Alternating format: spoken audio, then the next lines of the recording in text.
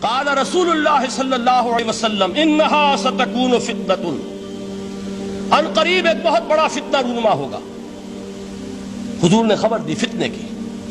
حضرت علی فرماتے اس پر میں نے عرض کیا، میں نے عرض کیا مل مخرج منہا یا رسول اللہ، اے اللہ کے رسول اس سے نکلنے کا راستہ کون سا ہوگا؟ دیکھیے یہ لکھا ہوا ایگزٹ، نکلنے کا راستہ، اور عام طور پر آپ نے دیکھا ہوگا بڑے ہالز میں یہ سرخ روشنی ہوتی ہے، اس میں اس کا اہتمام کیا جاتا ہے کہ اگر خدا نہ خواستہ کوئی حادثہ ہو جائے لوگوں کو معلوم ہو نکلنے کا راستہ کون سا، یہ مخرج ہے۔ حضور نے خبر دی کہ فتنہ ہوگا۔ تو دیکھیے میں ایک بات عرض کیا کرتا ہوں، ذرا توجہ کیجئے، ہمارا حال کیا ہے؟ ہم بڑے ریشنلسٹ قسم کے لوگ ہیں، یہ زمانہ ریشنلزم کا ہے۔ اگر ہم ہوتے تو کیا پوچھتے؟ وہ فتنہ کیا ہوگا، کیوں ہوگا، کہاں سے آئے گا؟ ہمارے سوال یہ ہوتے ہیں، کب آئے گا، کیوں، کہاں، کب، کیسے؟ ان سب کی حیثیت علمی سوالات کی ہے۔ بھائی کب آئے گا ایک علم ہے، کیسے آئے گا علم ہے، کہاں سے آئے گا علم ہے، لیکن اصل جو عملی اعتبار سے اہمیت والی شے ہے، بچاؤ کا راستہ کون سا ہوگا محمد الرسول اللہ، یہ بتائیے ہم۔ مل مخرج منہا یا رسول اللہ، حضرت علی نے یہ نہیں پوچھا فتنہ کیا ہوگا، کہاں سے آئے گا حضور، کیوں آ جائے گا، کب آ جائے گا، نہیں، مل مخرج منہا یا رسول اللہ، اے اللہ کے رسول یہ بتائیے کہ جب وہ فتنہ رونما ہوگا تو نکلنے کا راستہ کون سا ہوگا؟ اس کا جواب ہے، ارشاد فرمایا محمد رسول اللہ نے، کتاب اللہ، اللہ کی کتاب ہے وہ مخرج، یہ کتاب ہے کہ جس کو تھامو گے تو فتنوں سے محفوظ رہو گے۔ اس کے بعد آپ فرماتے ہیں فیہ نبأ ما قبلکم وخبر ما بعدکم وحکم ما بینکم، اس میں تم سے پہلوں کی بھی خبریں موجود ہیں، عاد اور سمود اور قوم نوح اور قوم ہود اور قوم لوط اور قوم صالح اور آل فرعون، یہ کون ہے؟ من قبلکم، تم سے پہلے، وفیہ خبر ما بعدکم، جو کچھ تمہارے بعد ہونے والا ہے اس کی خبریں بھی موجود ہیں، لیکن وہ کیسے ہوں گی؟ وہ بٹوین دی لائنز ہوں گی، وہ بین السطور ہوں گی۔ ان کے لیے انسان کو، آپ کو معلوم ہے کہ عبارت میں سطور ہوتی ہیں اور ایک درمیان میں ہوتا ہے، ان کے کچھ لکھا ہوا نہیں ہوتا۔ You have to read between the lines۔ قرآن میں بعد میں آنے والے حالات بھی درج ہیں، لیکن اس طرح نہیں جیسے کہ پچھلے حالات درج ہیں۔ اس کے لیے ذرا ان ڈیپتھ پونڈرنگ اوور، غور و فکر اور تدبر کی ضرورت ہوگی۔ وَحُکْمُ مَا بَيْنَكُمْ، اور جتنے اختلافات تمہارے اندر پیدا ہوں گے تا قیام قیامت، ان سب کا فیصلہ بھی اس کتاب میں موجود ہے۔ وَهُوَ حَبْلُ اللَّهِ الْمَتِينُ وَهُوَ الذِّكْرُ الْحَكِيمُ، یہی تو ہے وَهُوَ الصِّرَاطُ الْمُسْتَقِيمُ، سیدھا راستہ، اور کون سا؟ یہی قرآن تو ہے۔ ہر رکعت میں کہتے ہو اهْدِنَا الصِّرَاطَ الْمُسْتَقِيمُ، اور قرآن دیا ہوا ہے اس پر غور نہیں کرتے۔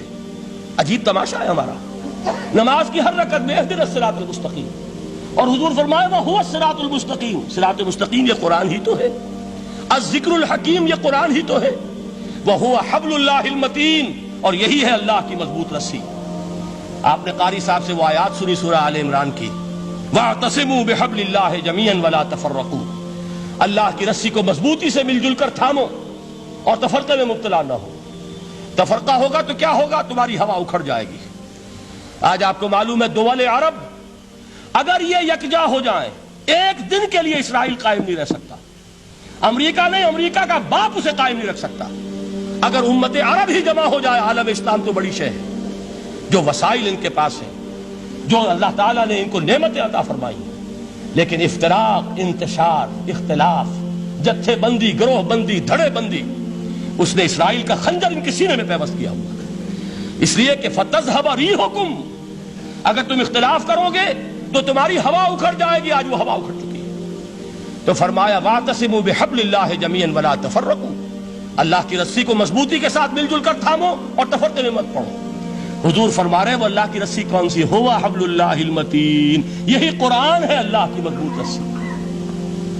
علامہ اقبال نے کیا خوب کہا ہے، علامہ اقبال نے قرآن اور حدیث کے حقائق کو جس طریقے سے اشعار کا جامع پہنایا ہے، وہ تو خود کہتے ہیں گوہر دریائے قرآن سفتام، میں نے قرآن مجید کے دریا سے موتی نکال کر اپنے اشعار کے اندر میں نے چن دیے ہیں، میرا کام اور کچھ نہیں ہے۔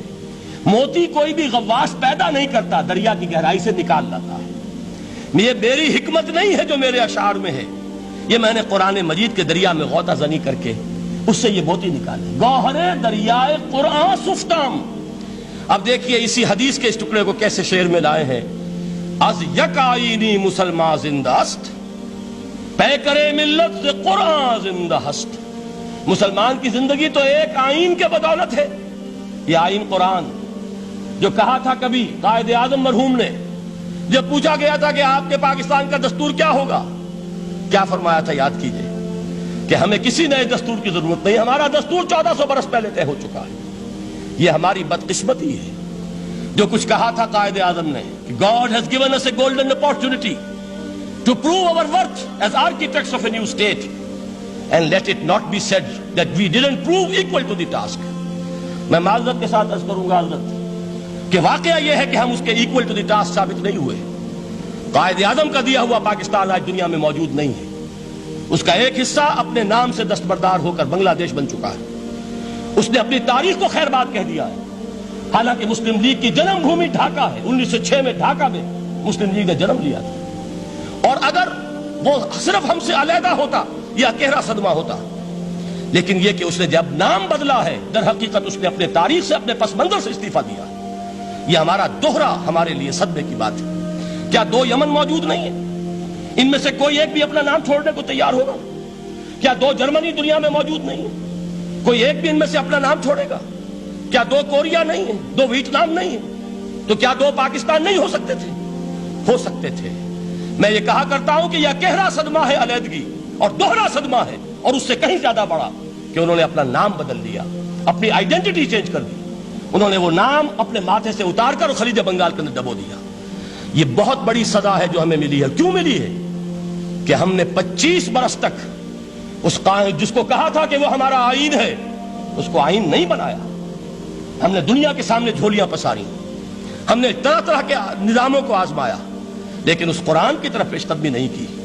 اللہ تعالیٰ ڈھیل دیتا ہے لیکن سزا بھی بہت سخت ہوتی ہے۔ ان بطش ربک لشدید، وہ ہم پر کوڑا برسا ہے۔ تاریخ انسانی کی عظیم ترین شکستوں میں سے ایک شکست ہے کہ جو ہمارے ماتھے پر کلنک کے ٹیکے کی طرح موجود ہے۔ اللہ کرے کہ آئندہ یہ تاریخ اپنے آپ کو نہ دہرائے، لیکن میں عرض کر دیتا ہوں آپ سے، جو ہمارے لچھن ہیں، جو ہمارا طرز عمل ہے، جو ہمارے لیل و نہار ہیں، جو ہمارا انداز ہے، اللہ کے دین کا استہزاء اور تمسخر، جس طرح اللہ کے ساتھ مذاق ہم کر رہے ہیں، اس کا شاید اس سے بھی کہیں زیادہ برا نتیجہ نکلے۔ اللہ مجھے اور آپ کو اور ارض مقدس پاکستان کو اس انجام سے بچائے، لیکن اس کے لیے کام کرنا ہوگا۔ صرف کہنے سے بات نہیں بنے گی، کمر کسنی ہوگی، ہمت جو ہے پھر انسان کو اثر نو، ایک نئی تعمیر، ایک عزم، ایک ہاتھ میں قرآن اور ایک میں تلوار لے کر یہ امت پھر دوبارہ میدان میں آئے۔ بہرحال عرض یہ کرنا تھا، اقبال کہتا ہے از یک آئینی مسلمان زندہ است، پے کرے ملت سے قرآن زندہ ہست، ماں ہما خاک و دل آگاہ اوست، اعتصامش کن کہ حبل اللہ اوست۔ تامو اس کو مضبوطی کے ساتھ، حبل اللہ یہی قرآن ہے۔ یہ یک آئینی اور پیکر قرآن کی زندگی، پیکر ملت کی زندگی جو ہے اس قرآن کی بدولت ہے۔ تو حضور نے کیا فرمایا؟ فتنے سے بچنے کا راستہ کون سا ہے؟ کتاب اللہ فیہ نبأ ما قبلکم وخبر ما بعدکم وحکم ما بینکم وہو الصراط المستقیم وہو حبل اللہ المتین وہو الذکر الحکیم۔ ایک 3 جملے اور سن لیجئے۔ هو الذی لا یشبع منہ العلماء ولا یخلق عن کثرت الرد۔ یہ قرآن وہ شے ہے جس سے اہل علم کبھی سیر نہ ہو سکیں گے۔ ولا تنقضی عجائبہ، اس کے عجائب کبھی ختم نہیں ہوں گے۔ یہ ہیروں کی وہ کان نہیں ہے کہ جو کبھی خالی ہو جائے کہ سارے ہیرے نکل چکے اب مزید ہیرے نہیں ہیں، نہیں، علم اور حکمت کے ہیرے اور ہدایت اور حکمت کے موتی اس میں سے ابد الآباد تک نکلتے رہیں گے۔ ضرورت صرف کھودنے کی ہے۔ میں نے وہ لفظ استعمال کیا تھا، آج کا قرآن کھودنا ہوگا، آج کی ہدایت اس قرآن سے نکالنی ہوگی۔ قرآن جب نازل ہوا آن دی سرفیس، بالکل ظاہر وہ تھی اس کی ہدایت جو اس دور کے لیے ضروری تھی۔ ہمیشہ کی ہدایت اس کے اندر رکھ دی گئی ہے، اس میں مضمر ہے، اس میں چھپی ہوئی ہے، اس کے لیے تدبر کی ضرورت ہے۔ کتاب انزلناہ الیک مبارک لَيَدَّبَّرُوا آیَاتِهِ وَلَيَتَذَكَّرَ أُولُو الْأَلْبَابِ، لوگ تدبر کریں، اس کی گہرائیوں کے اندر غوطہ زنی کریں۔ لا تنقضی عجائبہ، اس کے عجائب کبھی ختم نہیں ہوں گے۔ ولا یشبع منہ العلماء، اہل علم کبھی اس سے سیر نہیں ہوں گے۔